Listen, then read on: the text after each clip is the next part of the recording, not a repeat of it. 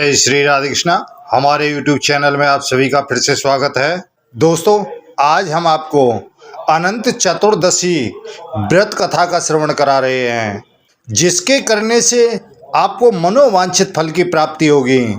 भगवान अनंत देव का ध्यान कर अनंत सूत्र को पुरुष दाहिने हाथ में और स्त्रियां बाएं हाथ में बांधती हैं।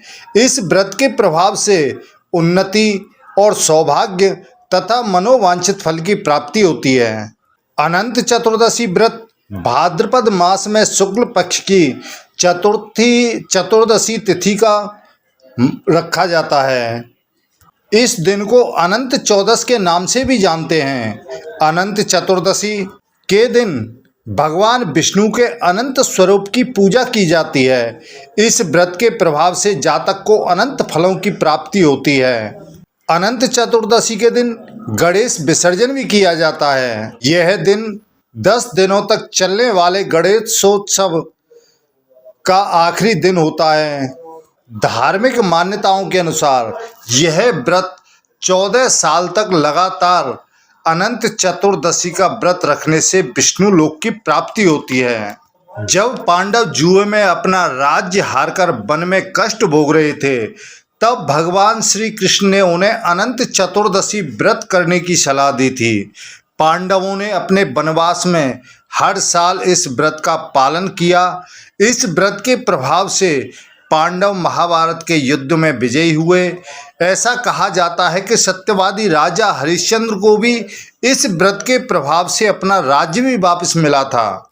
प्राचीन काल में सुमंत नामक एक तपस्वी ब्राह्मण थे। उसकी पत्नी का नाम दीक्षा था। दोनों की एक परम सुंदरी, धर्मपरायण तथा ज्योतिर्मयी कन्या थी, जिसका नाम सुशीला था। सुशीला बड़ी हुई तो उसकी माता दीक्षा की मृत्यु हो गई। पत्नी की मृत्यु के उपरांत सुमंत ने कर्कशा नामक स्त्री से दूसरा विवाह कर लिया और सुशीला का विवाह ब्राह्मण सुमंत ने कौंडिन्य ऋषि के साथ कर दिया। विदाई के समय कर्कशा ने दामाद को कुछ ईंटें और पत्थरों के टुकड़े बांधकर दे दिए। कौंडिन्य ऋषि अपनी पत्नी को लेकर के अपने आश्रम की ओर निकल पड़े। रास्ते में ही शाम ढलने लगी और ऋषि नदी के किनारे संध्या वंदन करने लगे। इसी दौरान सुशीला ने देखा कि बहुत सारी महिलाएं किसी देवता की पूजा कर रही हैं। सुशीला ने महिलाओं से पूछा कि वे किसकी पूजा कर रही हैं। उस पर उन लोगों ने उन्हें भगवान अनंत की पूजा करने और इस दिन उनका व्रत रखने के महत्व के बारे में बताया। व्रत के महत्व के बारे में सुनने के बाद सुशीला ने वहीं उस व्रत का अनुष्ठान किया और 14 गांठों वाला डोरा हाथ में बांधकर ऋषि कौंडिन्य के पास आ पहुंची। कौंडिन्य ने सुशीला से डोरे के बारे में पूछा तो उन्होंने सारी बात बता दी। कौंडिन्य ने यह सब कुछ मानने से मना कर दिया और पवित्र धागे को निकालकर अग्नि में डाल दिया। इसके बाद उनकी सारी संपत्ति नष्ट हो गई। वह दुखी रहने लगे। इस दरिद्रता का उन्होंने अपनी पत्नी से कारण पूछा तो सुशीला ने अनंत भगवान का डोरा जलाने की बात उनसे कही। पश्चाताप करते हुए ऋषि कौंडिन्य अनंत डोरे की प्राप्ति के लिए वन में चले गए। वन में कई दिनों तक भटकते भटकते निराश होकर एक दिन भूमि पर गिर पड़े। तब अनंत भगवान प्रकट होकर बोले कि हे कौंडिन्य ऋषि, तुमने मेरा तिरस्कार किया था, उसी से तुम्हें इतना कष्ट भोगना पड़ा।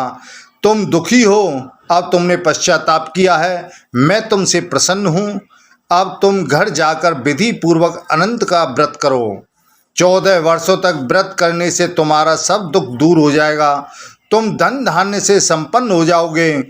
कौंडिन्य ने वैसा ही किया और उन्हें सारे क्लेशों से मुक्ति मिल गई। श्री कृष्ण की आज्ञा से युधिष्ठिर ने भी अनंत भगवान का 14 वर्षों तक विधि पूर्वक व्रत किया और इसके प्रभाव से पांडव महाभारत का जो युद्ध था उसमें विजयी हुए और चिरकाल तक राज्य करते हुए रहे। इसके बाद ही अनंत चतुर्दशी का व्रत का प्रचलन में आया है। अनंत भगवान यानी विष्णु भगवान की जो भी पूजा इस दिन श्रद्धा भाव से करता है उसकी सारी मनोकामनाएं अवश्य पूर्ण होती हैं। जो अनंत भगवान का धागा है उसे साल भर तक अपने पास ही रखे, अपने हाथ में बंधा रहने दें, जिसके करने से आप भगवान से जो भी मांगोगे वह सब कुछ आपको प्राप्त होगा। तो दोस्तों, यह वीडियो आपको कैसा लगा? हमें उम्मीद है अच्छा लगा होगा। कृपया चैनल को सब्सक्राइब करना ना भूलें। जय श्री राधे कृष्णा।